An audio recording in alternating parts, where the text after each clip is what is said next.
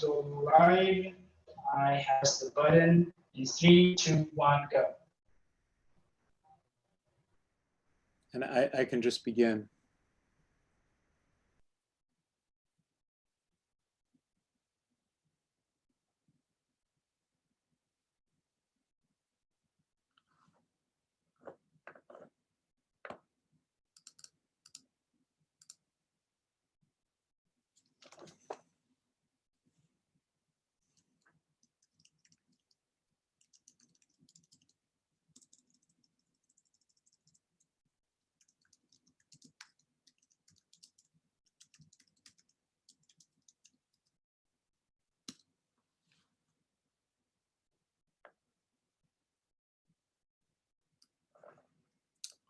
Well, good afternoon, everyone. It's a pleasure to be with you today. I'm Neil Schluger. I'm a physician in New York City at Columbia University Medical Center, which is a large hospital right in the middle of New York City. And what I thought I would do this afternoon is give you an overview of an approach to caring for patients with COVID-19 illness. We have the unhappy distinction in New York of being the epicenter of the COVID-19 epidemic in the whole world. We have more cases in our city than any other city in the world, and all of us in a very short period of time have developed a fair amount of experience in caring for these patients. And so I'll share some of that experience with you today and give you an idea of the medical issues that are involved in caring with COVID patients and some of the general approaches that we use. I'll try to speak for about 20 or 25 minutes and then leave plenty of time for questions and comments. So we'll begin. So just to put this in a little bit of perspective to give you an idea of what the situation is here in New York and how we've gotten to this situation of having so much experience, I'm just showing you here on this slide the number of cases of COVID-19 we have just in New York City. And New York City is a city of about 8 million people, larger than Addis. I will say that I've worked in Addis Ababa for about the last 9 years with wonderful colleagues at Tikor Anbessa Hospital, Black Lion. So I'm quite familiar with the situation there. So New York City is a somewhat larger city than Addis. As I said, we have about 8 million people. We've had almost 160,000 cases of coronavirus infection just in our city. About 160,000. I looked this morning, and according to statistics that I see, Ethiopia so far has been quite fortunate. Only 131 cases have been reported, apparently. And here in New York, we have almost 160,000. Of those 160,000 people who have developed coronavirus infection, about 41,000 or 1/4 of them have been hospitalized. And I think that's an important thing to remember. This is a statistic that has really held up since the beginning of the epidemic. About 80% of people who develop coronavirus infection will have a mild illness and not require medical attention at all. They'll have complete recovery. They may be uncomfortable at home for 2 to 3 weeks with fever and body aches, sore throat, perhaps, but 80% of people who develop this illness will recover really on their own without any specific therapy. I'll say a little bit more about that. About 20% of people will develop a more serious illness and require medical attention and possibly hospitalization.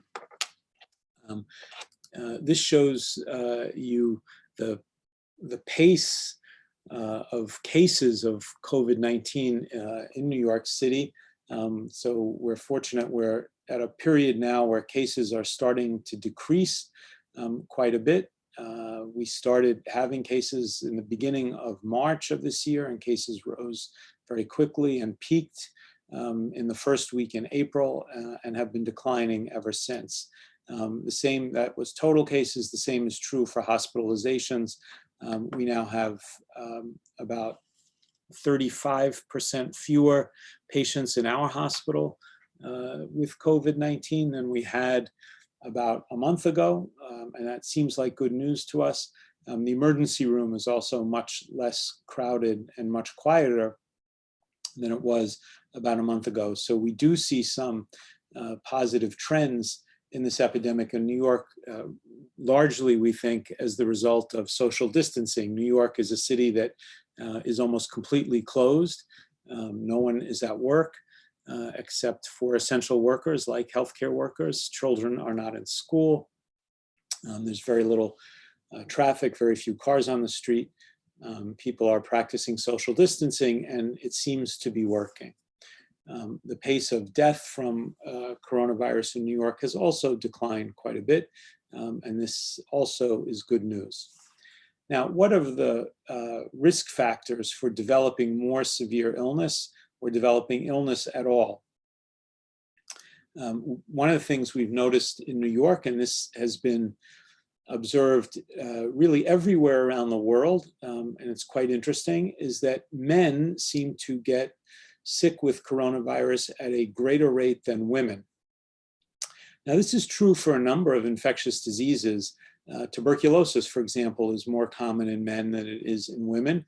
We don't really understand if this is related to underlying biology. Is there something about being a man that makes you more vulnerable biologically because of hormones that you have or don't have? Is it something related to that? Or really, is this a reflection of social factors?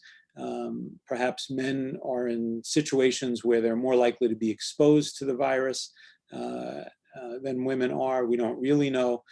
I think that's the likely reason, is men are probably more likely to be exposed, but we're not totally sure. So men seem more likely to get coronavirus than women, and men seem more likely to die from coronavirus infection than women do. And again, we don't completely understand this, but it seems to be an observation that's been made not only here in New York, but all over the world.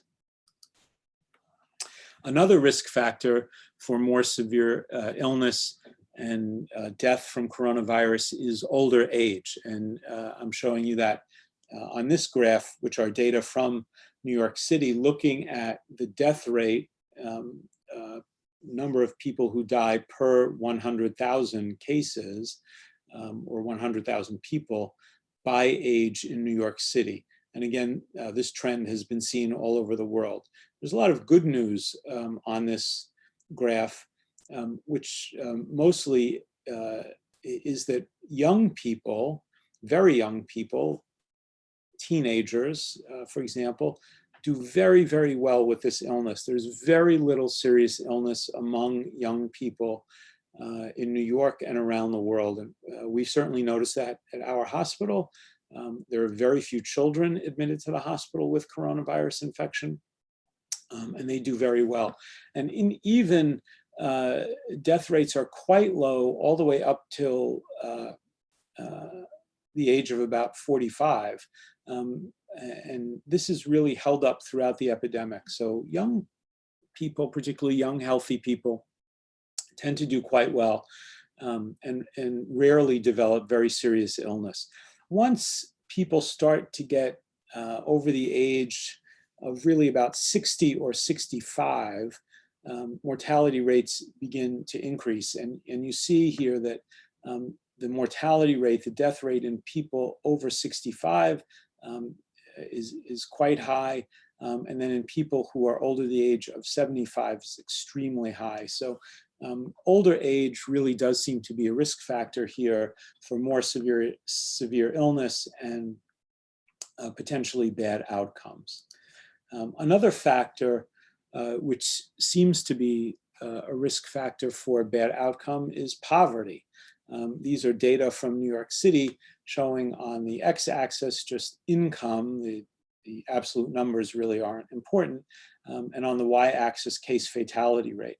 So wealthier areas of New York City have a lower case fatality rate than poorer areas of New York City.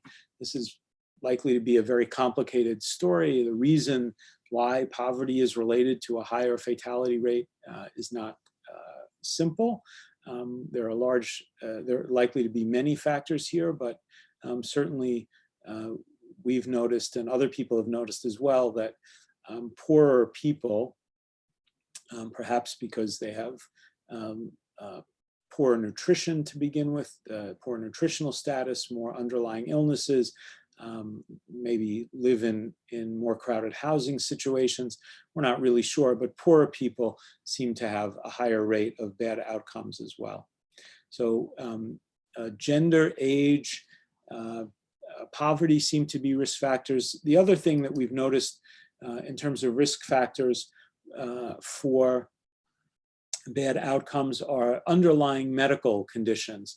This may be a little bit hard to see, but I'll point out what's important here. In patients with coronavirus who become sick enough to require admission to the hospital, certain what we call comorbid medical illnesses, chronic conditions, seem to be quite common. So high blood pressure or hypertension is present in many patients with coronavirus sick enough to require hospitalization, as are obesity and diabetes. And these three factors seem quite consistent in many countries in the world. And they very clearly seem to identify patients with coronavirus infection who are at a higher risk for having more severe illness and even a chance of dying for that. So to summarize what we've talked about so far, the risk factors for more serious illness with coronavirus infection seem to be male sex, older age, poverty, presence of comorbid illness, particularly high blood pressure, obesity, diabetes, and then something that I haven't talked about yet, but we will, hypoxia on admission to hospital. That is evidence of respiratory distress or more severe lung involvement with the infection. Now this, I'll just show you a few medical details here. Other laboratory tests when patients are admitted that seem to be associated with more severe illness are what I've called here inflammatory markers, blood tests of troponin, brain-type natriuretic peptide, procalcitonin, D-dimer, ferritin, C-reactive protein, and lactate dehydrogenase. Levels of all of these substances in the blood seem to be elevated very often in more severely ill patients with coronavirus infection. And these are markers that the body is in a very inflammatory state. Fever is another manifestation of inflammation, but one of the things we've noticed in very sick patients with coronavirus is that the body's own inflammatory system seems to be hyperactivated, and people are really pouring out these substances that are markers of a high level of inflammation. Okay, so what should the management of patients with coronavirus infection be? As I mentioned earlier, the good news is that 80% of patients will have very mild illness, won't need to come anywhere near a clinic or a hospital, and will do well without any specific medical therapy. So for 80% of people who are going to develop coronavirus infection, the only thing they really need is supportive care. And really, I think what we want to make sure of is that for the vast majority of patients who can be managed with supportive care, that they have good access to food and nutrition. You know, if they're home and isolated or quarantined away from friends or family, we need to make sure that they still have access to adequate food and nutrition. So that's very important. Someone should make sure that that's possible. And then those patients should be checked frequently for worsening respiratory status. Now, this doesn't require any sophisticated equipment or monitoring. Someone should call the patient every day if possible. Just speak over the phone, make sure the patient isn't developing difficulty breathing or shortness of breath. And so for the vast majority of patients, these two simple measures, I think, will be adequate to make sure that most people have a very good outcome. But it's important to do these things. You can't just tell someone you have coronavirus, stay in your house by yourself without checking on them. So the supportive care and checking on patients is really very, very important. What about patients who need to be admitted to the hospital? Here again, many patients who will require admission to the hospital will do quite well without any sort of complicated or sophisticated medical therapy or equipment that they need.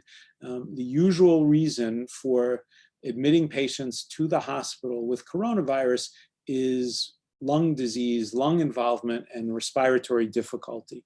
And so our major goal for the vast majority of patients whom we admit is to make sure they have enough oxygen. And so how do we do that? We need to monitor them closely with a simple bit of equipment called a pulse oximeter. This is a very small piece of equipment that's portable, run by batteries, generally inexpensive, and hospitals should be equipped with this, so that kind of very simple monitoring can be done on patients admitted to the hospital. And then we give patients oxygen when they need it. And usually for most patients, this will be done very simply by just putting oxygen using a tank of oxygen with simple tubing that goes right into the patient's nose, nothing invasive about it, just simple plastic tubing. The oxygen comes out of that and the patient breathes that. And that's what we call nasal cannula oxygen, supplemental oxygen. There are more complicated ways to deliver higher amounts of oxygen than we can with those simple plastic tubes. But those things, called high flow or bi-level non-invasive ventilation, are not as widely available, won't be as widely available in Ethiopia. But we also have concerns about using those ways to deliver oxygen because we're concerned that those mechanisms for delivering oxygen may spread the infection in the air, in the room, in the hospital, and put other people at risk. So for most patients, we're just using very simple nasal oxygen, the kind of thing that's available really everywhere in hospitals in Ethiopia and elsewhere. And then another simple technique or maneuver that we have been using to improve the level of oxygen in the blood of patients with coronavirus is what we call prone positioning. That just simply means laying on one's stomach. Usually when you're in the hospital in bed, you're lying on your back or sitting in a chair. But we know that in patients with bad lung disease of the type that we see with coronavirus, that sometimes having patients lie on their stomach will help their breathing. And I show you on this side simple instructions that we are giving to patients who have a little more difficulty breathing, telling them that lying on their stomach may help them get a higher level of oxygen in their blood and help them recover more quickly. So we do instruct some of our patients who are more short of breath to try to lie on their stomach for as much time as they can. They still need to be monitored very carefully when this is going on, but this is a simple maneuver that patients can do that does seem to help. Now, what about specific drug therapy for coronavirus? There's been a lot about this in the newspapers, on television, on the internet, in chat rooms and blogs. There's been a lot of discussion about these things. And I've sort of broken down specific drug therapy for coronavirus into two major categories: antibiotics or antiviral drugs that some people hope or think can kill the virus very directly, or the other category, what we call anti-inflammatory drugs. I mentioned to you a few minutes ago that one of the things we notice in patients with coronavirus who get quite sick are these high levels of inflammatory markers in the blood. And so people think that those inflammatory markers can be part of the damage that's going on in the body. And if we block some of those inflammatory markers, we might help patients recover more quickly. So the two major approaches to treating patients with coronavirus have been to use antiviral drugs and some of these anti-inflammatory drugs. Now, I've listed the antiviral drugs on the left-hand side, and you can see them there. The drugs that have gotten the most attention, I think, are chloroquine and hydroxychloroquine. These are drugs used very widely in the treatment of malaria. And so physicians, particularly in Africa, there really isn't malaria in Addis, but there is in some other parts of the country, and certainly in other parts of Africa as well. So physicians in these regions have a lot of experience with these drugs, chloroquine and hydroxychloroquine. And there were some reports early in the coronavirus epidemic that these drugs, sometimes given in combination with a common antibiotic called azithromycin, that there were some reports early on that these drugs might be useful in patients with coronavirus infection.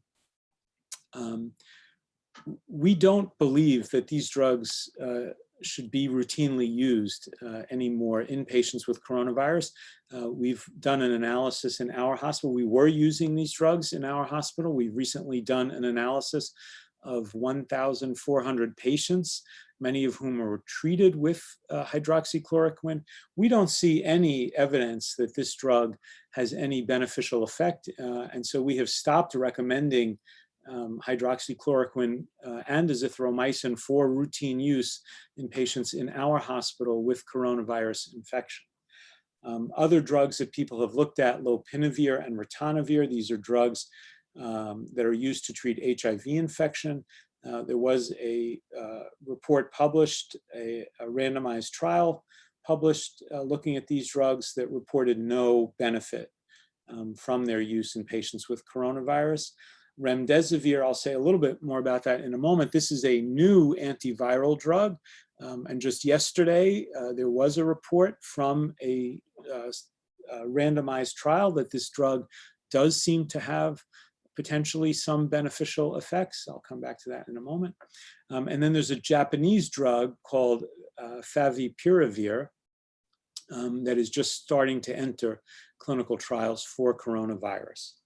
On the anti-inflammatory side, many people have advocated the use of prednisone or prednisolone. This is a common drug that we use in a large number of medical conditions to reduce inflammation. Some people have advocated its use in patients with more severe illness with coronavirus, patients who really need to be in intensive care units, for example. So some people have advocated that. There are what we call biologic drugs that block certain substances in the body called cytokines, part of that inflammatory picture that I mentioned to you earlier. And so there are some drugs that do block those, tocilizumab and sarilumab. There are other drugs that block other substances. And then there's been quite a bit of interest in convalescent plasma as a therapy. The idea here is that patients who've had coronavirus and who have recovered might have antibodies in their bloodstream, and we can remove those antibodies from patients and transfuse them, give them to patients who are currently sick, and perhaps those antibodies would help the currently sick patients recover more quickly. So this is sort of an overview of some of the therapies that people have talked about. And what I would say, based on our experience here, and I think all the recommendations, which make sense, is that all of these treatments should be considered experimental. And we don't advocate for the routine use of any of these drugs in patients outside of randomized control trials. We don't know if any of these things work, and we don't feel that they should be given to patients on a routine basis. We feel that if they're going to be used, they should be used in randomized trials so we can find out if these drugs work. Many thousands of patients have been given some of these drugs, particularly azithromycin, chloroquine, hydroxychloroquine, and prednisone. And we still do not know if these drugs work because the trials haven't been done. There's not much indication that they work, I would say. And so we don't advocate for their routine use. There was potentially good news just yesterday about one of these drugs, remdesivir. This is made by a drug company called Gilead, which is located in the United States.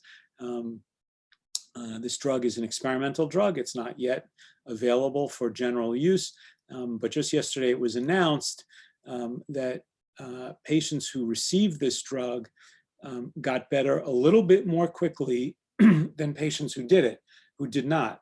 The effect wasn't enormous. Patients who got the drug recovered in about 11 days. Patients who didn't get the drug recovered in about 15 days. What potentially was better news was that there was a trend, not definite evidence, but there was a trend perhaps to a lower mortality rate in patients who were treated with remdesivir. Now, in this trial, this drug is given intravenously. It's not available yet as a pill. The drug company is quickly trying to see if that could work to give this as a pill, and is looking at this drug in patients with a whole variety of illness, mild, moderate, or severe. But this was a glimmer of good news. I think one of the first trials that really looked like it might give positive results. So we'll keep an eye on this and see what happens. A couple of special considerations in patients sick enough to be in the hospital with coronavirus. A lot of these patients seem to have problems with blood clotting, venous thromboembolic disease, either blood clots in the legs or the lungs.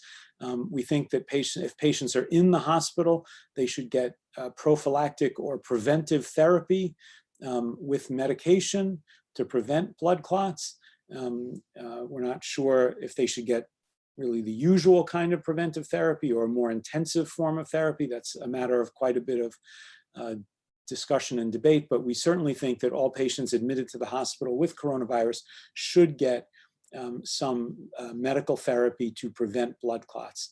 The second thing we've noticed is that in patients who require, who are really critically ill with coronavirus, that a large number of them, perhaps as many as 30%, develop kidney injury and kidney failure. And so that's a serious problem that we've noticed here in New York. So I would say overall, particularly in settings where resources are likely to be more limited, what are the best buys for taking care of patients with coronavirus? Well, one thing I think is certainly personal protective equipment for staff. I'll come back to this in a moment, but patients are quite infectious when they're admitted to hospital. Difficult to isolate them all, but the staff have to take care of them. And I think an investment in personal protective equipment, masks and gowns and face shields for nurses and physicians is really important and a good use of resources. Certainly having an adequate supply of oxygen for patients who admitted is really important. And for most patients, that will really be the only special therapy that they need. And most patients will recover just with simple administration of oxygen through their breathing through their nose, not on a ventilator. And so that's a good investment. And then the pulse oximeters, these small little devices that can measure oxygen levels in patients just by placing this device on the finger. I think that's a good investment. Finally, I want to touch on one other important aspect, I think, of caring for coronavirus patients in the hospital, and that's the wellness of the staff, the nurses, physicians, and everyone else who's working in the hospital to take care of these patients. We in New York really have been overwhelmed by the number of patients we've had. I mentioned before that I see that according to the World Health Organization data, up to now only 131 cases as of yesterday of coronavirus in all of Ethiopia. Just to give you an idea, 2 weeks ago, we had 620 patients just in our hospital with coronavirus. And that burden really has overwhelmed us. Although many patients will do well, it is certainly true that a significant number of patients will have very severe illness and die. And the burden of this on the staff, I think, is quite serious. And we've noticed that depression, anxiety, and fatigue are common in the frontline healthcare workers who are caring with an overwhelming number of COVID patients. I certainly hope and pray that Ethiopia is lucky and does not have the level or of cases that we have, doesn't experience the epidemic in the same way that we are experiencing it here in New York. But if you do, I think you can anticipate that depression, anxiety, and fatigue will become an issue for the frontline healthcare workers, particularly the nurses and the doctors working in hospitals with a lot of COVID patients. So I think it's important to stay in touch with the staff, check in with them, ask them how they're doing, try to make them feel as safe as possible when they're in the hospital by providing them with PPE, good personal protective equipment, masks, gowns, face shields, and gloves. Give people days off because they'll need them. And many people around the world who are not hospital workers have gone out of their way to express their gratitude to people in the hospital. And I can tell you, it makes a great difference to us. Simple expressions of gratitude, saying thank you, is very, very meaningful, and I think is an enormous source of comfort and support to the healthcare workers. So I think those are my prepared remarks, and I'd be happy to take any questions at the moment, if there are any, and to hear comments and reactions if you have them. Thanks very much.